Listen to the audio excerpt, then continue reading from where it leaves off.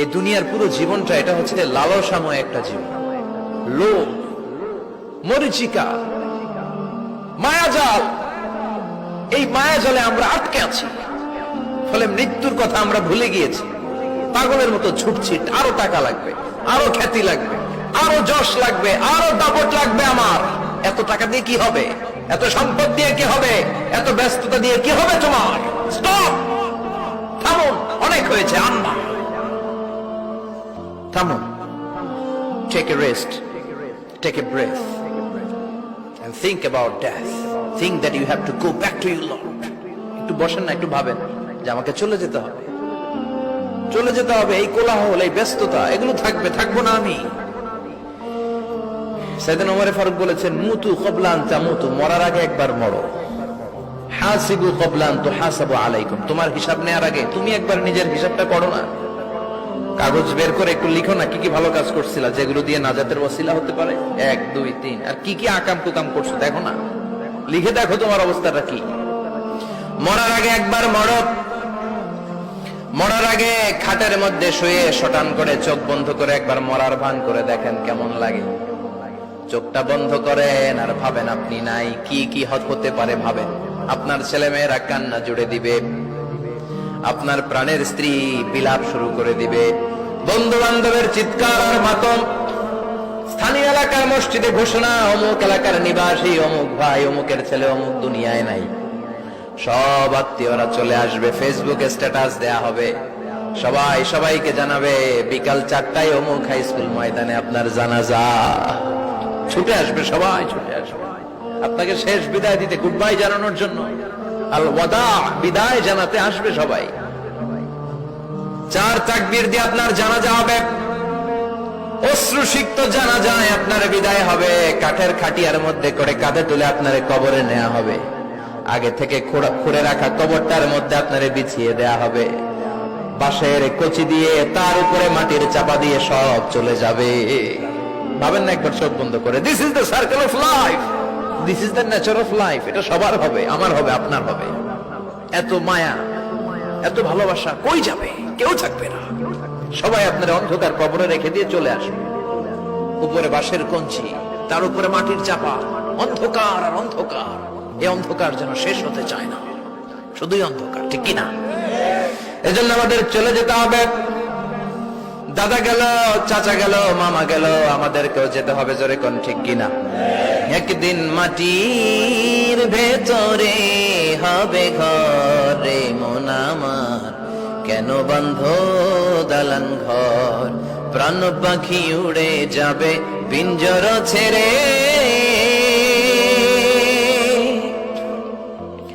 ধরা ধামে সবই রবে, তুমি যাবে চলে, বন্ধু বান্ধব যত, মাতা পিতা যারা সুত, সবই হবে তোমার পরে মন আমার, কেন বন্ধ দালান ঘর, একদিন মাটির ভেতরে হবে ঘর রে মন আমার, কেন বন্ধ দালান ঘর, ঠিক কিনা? সব পরে থাকবে, চলে যেতে হবে আমাদেরকে। এজন্য আখিরাতের কথা যেন আমাদের স্মরণ হয়। বিশ্বনবী বলতেন, নাহাইতুকুম আন জিয়ারাতিল কুবুর, আমি তোমাদেরকে কবর জিয়ারত করতে আগে নিষেধ করতাম, কিন্তু এখন নিষেধাজ্ঞা প্রত্যাহার করে নিলাম। এখন সব সময় তোমরা কবরের সামনে যাবা আর জিয়ারত করবা। কবরস্থানে জানতো বড়ুয়া কৃষ্ণপুরের এই গ্রামের কবরস্থান আছে কোন দিকে? পূর্ব দিকে আছে, গোখরার জলের ওদিকে। যান আপনারা, একটু যাবেন, একটু গেলে আখিরাতের কথাটা স্মরণ হবে। ওখানে ছোট শিশুরা শুয়ে আছে, কিশোর যুবকরা আছে, আপনার মতো তাগড়া যুবক, মুরব্বীরা আছে। এরা এই এলাকায় থাকতো, এরা আকাশ থেকে নেমে আসে না, এই এলাকার সন্তান, আজ নাই। একটা সার্টেন পিরিয়ড শেষে আপনিও থাকবেন না। This is the nature of life, this is the circle of life. ছোট্ট শিশু হয়ে এসেছিলেন, শৈশব, কৈশোর, যৌবন, প্রৌঢ়ত্ব। আগে ছিলেন সিঙ্গেল, বিয়ে করে হয়ে গেলেন ডবল। এরপরে আল্লাহ আপনাকে একটা মেয়ে দিল, এরপরে মেয়েকে বিয়ে দিয়ে শ্বশুর হলেন, এরপরে ওই মেয়ের ঘরে সন্তান হতে নানা হলেন। আর কতদিন? অনেক দিন হলো তো, অনেক লম্বা সময় পেয়েছেন আপনি। Think about that. এবার যাওয়ার কথা ভাবেন, আখিরাতের সামানের কথা ভাবেন, ফিরে যেতে হবে। কি শক্তিশালী যুবক, বার্ধক্য চলে আসলে লাঠি ছাড়া চলতে পারে না। কুচকুচে কালো দাড়ি সাদা হয়ে যায়, দাড়ির শুভ্রতা, বয়সের ভার, রং ধরা যৌবন জং ধরে শেষ, ঠিক কিনা? This is the circle of life. যুবক ভাইরা, এটাই জীবন, চলে যেতে হবে, কেউ থাকতে পারবে না, ঠিক কিনা? এটা রিমাইন্ডার আল্লাহ এই সূরার ভেতরে দিয়েছেন যে তোমাদেরকে ফিরে যেতে হবে, এই লোভ লালসা ছেড়ে দাও। রব্বুল আলামিন বলেন, আলহাকুমুত তাকাসুর হাত্তা যুরতুমুল মাকাবির। ও গোলাম, দুনিয়ার সম্পদ, লোভ লালসা তোদেরকে পাগল বানিয়ে দিয়েছে। এই লোভ পাগলামি কোনোদিন তোদের থামবে না যতদিন না তোরা কবরে ঢুকবি, ঠিক কিনা? কার কথা? আল্লাহ বললেন, দুনিয়ার সম্পদ আর লোভ আর মোহে তোমরা গাফেল হয়ে গিয়েছো। আখিরাতের কথা বেমালুম তোমরা ভুলে গিয়েছো, কিন্তু আখিরাতে তোমাদের যেতেই হবে, কবরের বাড়িতে তোমাদের ঢুকতেই হবে, ঠিক কিনা? যেতেই হবে, আমরা ভুলে যাই। আলহাকুমুত তাকাসুর, অতিরিক্ত পাওয়ার লোভ, বেশি বেশি খাওয়ার লোভ, বেশি বেশি জমানোর লোভ মানুষকে গাফেল বানিয়ে দিয়েছে। এটা মানুষের স্বভাব, আরো চাই আরো চাই, এই স্বভাবটা আছে না নাই? দেখবেন ছোট বাচ্চারা মসজিদের দোয়া অনুষ্ঠান শেষে জিলাপি দেয় না? গড়িয়া কৃষ্ণপুর কি দেয়? আগে বাতাসা দিত না, এখন কি দেয়? জিলাপি দেয়, মিষ্টি দেয়।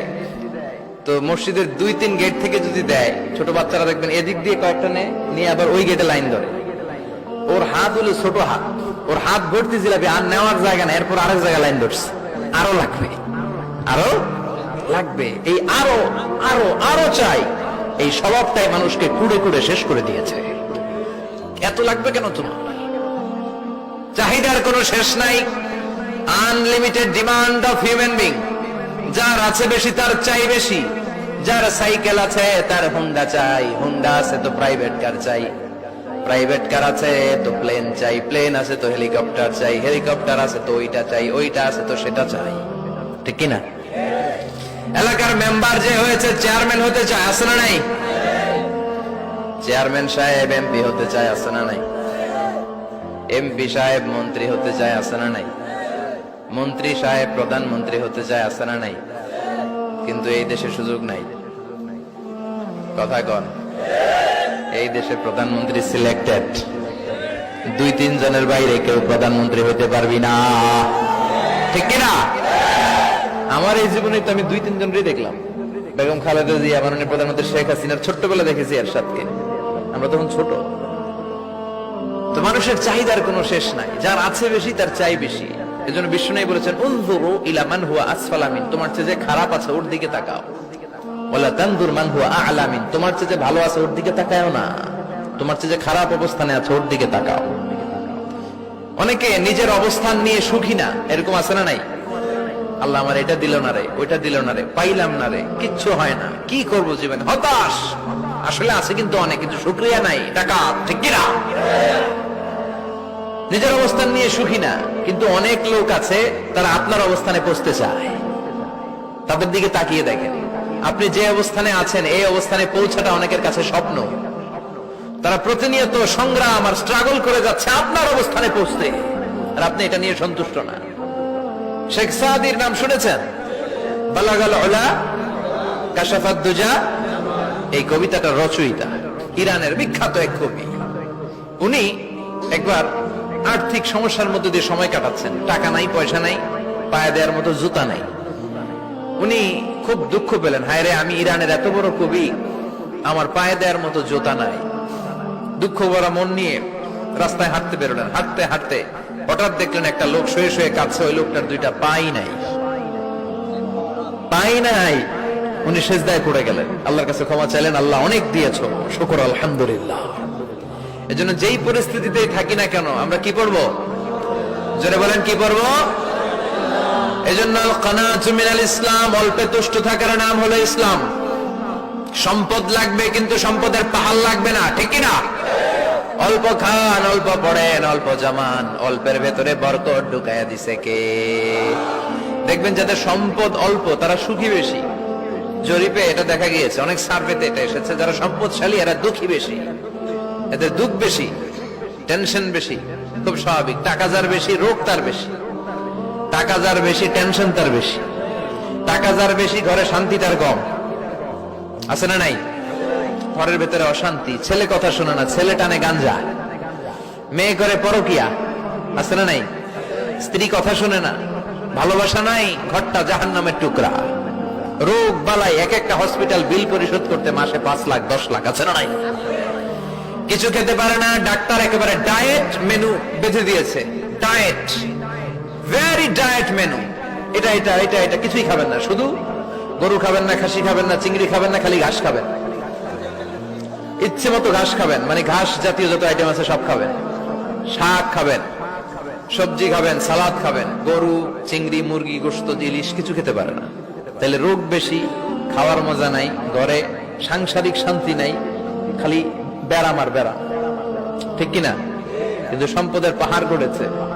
আর অল্প যারা খায়, অল্প পড়ে, রিক্সাওয়ালা, কুলিওয়ালা, অল্প বেতনের চাকরি, কিন্তু হক হালালি মেনে চলে, দেখবেন শান্তি আছে অনেক। হ্যাঁ, বাসা ভাড়া দেয়, ফ্যামিলি চালায়, বাচ্চাদের স্কুল বিল, এরপরও মাস শেষে 1-2 হাজার টাকা হাতে থেকে যায়। আর ওর প্রতি মাসে 10 কোটি টাকা ইনকাম, তারপরও ব্যাংকের ঋণ আছে না নাই? সুখ কারে বলে? কিভাবে আপনি সুখকে ডিফাইন করবেন? সুখ তো টাকায় কিনা যায় না, শান্তি টাকা দিয়ে হয় না, শান্তি দেওয়ার মালিককে। শান্তি আছে অল্প খেয়ে শুকর করার মধ্যে, শান্তি আছে আলহামদুলিল্লাহর মধ্যে। চিল্লায় বলেন ঠিক কিনা? এজন্য অল্প খাবো, অল্প পড়বো, অল্প জামাবো, অল্পের ভেতরে বরকত দিয়েছে কে?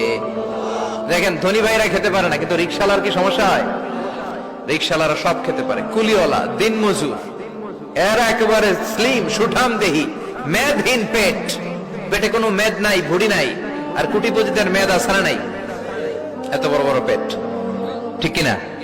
আমাদেরও পেট আছে, তবে হালাল পেট, এটা হারাম টাকা দিয়ে এই ভুড়ি বানাই নাই আমরা। ছেলে বলেন ঠিক কিনা? রিক্সাওয়ালা, কুলিওয়ালা নিজেও নামাজ পড়ে, বউ নামাজ পড়ে, বাচ্চাটাও নামাজ পড়ে, রিক্সা চালায় আর জিকির করে লা ইলাহা।